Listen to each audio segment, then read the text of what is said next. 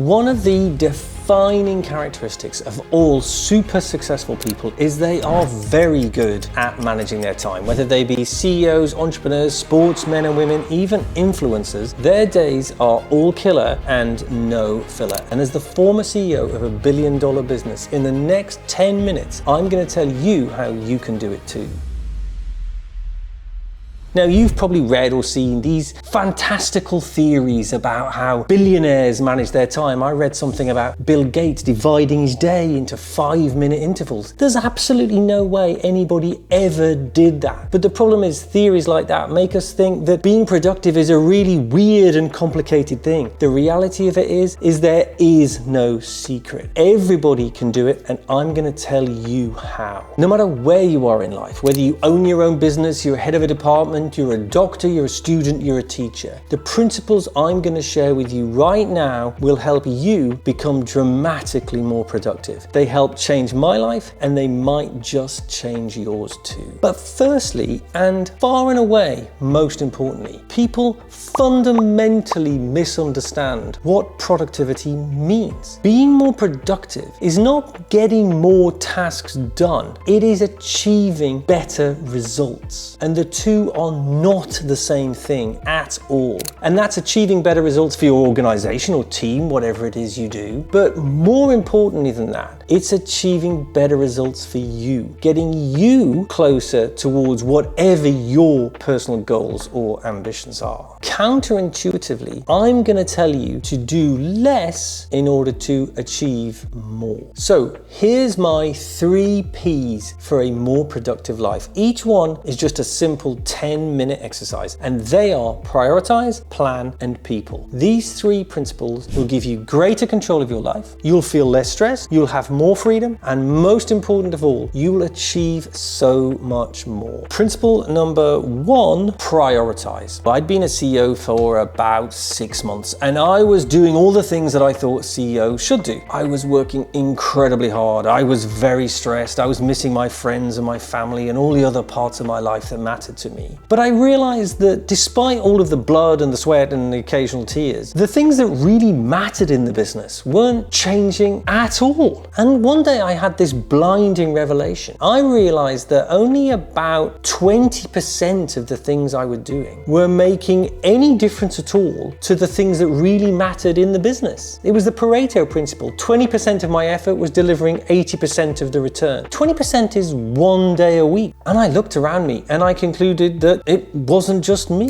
Nearly everybody I could see, only about 20% of what they were doing was really contributing to the things that really mattered in the business. We're not very productive because we don't start the day or the week with a clear set of intentions about what we're really trying to achieve and how we're going to get there. For so many of us, and certainly for me at that time, I was just trying to survive. So what if, I asked myself, I spent 80% of my time doing the things that really mattered and squeezed everything else into the last 20%? What if I stopped doing those things altogether? And this is your first 10-minute task. I want you to write down what the real priorities for you are. The priorities for your team or your department or your business, and your own personal priorities. Hopefully, there's some alignment between the two. And when I say write down, I mean write down. Don't just hold it as a vague idea in your head. When we write things down, they become more concrete. And then once you've done that, pin it up somewhere, put it somewhere where you see it regularly. Let it percolate through your brain.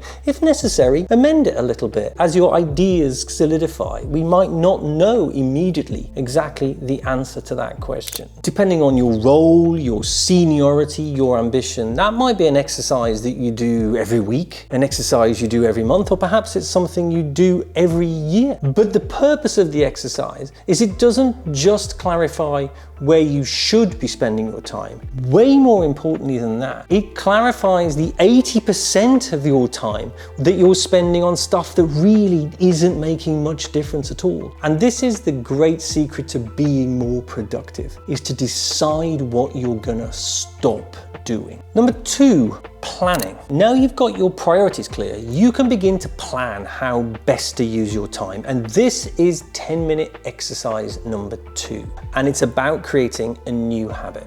every Monday morning, I want you to spend 10 minutes working out how you're going to spend your time that week. For each day, look at all of the tasks in your diary and ask yourself the extent to which they align with your real personal and team priorities. And, of course, ensure that you're spending as much of your time as possible, certainly that is within your control, against the tasks that matter most to you. Now you're going to use the following 3 principles to organize your diary for the week. First of all, identify the time in the week where you have the most energy, and use that time to focus on the real priority tasks. And of course, allocate as much time as you can to that. Second of all, identify the projects, the tasks that are going to cause you the most stress or the most urgent, and do those things first. It's very often the case that the things that cause you the most stress or the most urgent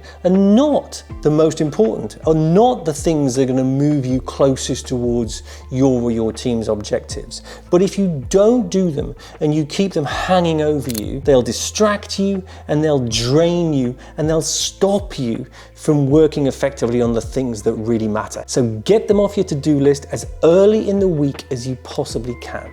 The third is cut out as much of the rest as you possibly can, or certainly limit the amount of time you allow it.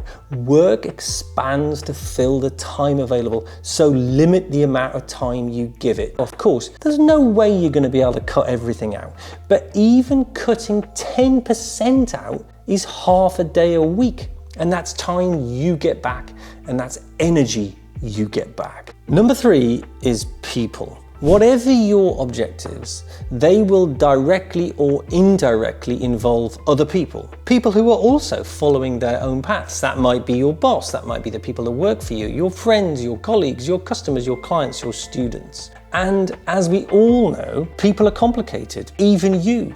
But what matters for us to be more productive is we have to stop people from derailing us, from distracting us from the places where we really need to be spending our time. Very often, people do that with the best possible intentions. But unless we learn to be able to set boundaries, other people are going to derail us and distract us and stop us from becoming more productive people. And the best and probably only real way of doing that is we have to become better at saying no. Really productive, really successful people are really good at saying no. Now, for some of you, this might grate or feel uncomfortable, and you're possibly hoping that I'm going to give you a softer, more acceptable alternative. But the reality of it is, there isn't one. The way we become more productive is we have to take greater control over how we spend our time. And one of the ways we do that is we have to become better at saying no. Now, of course, sometimes you can't and sometimes you shouldn't, but you still need to find ways to stay in control of events rather than events controlling you. So you might say, not now, or you might say, yes, I will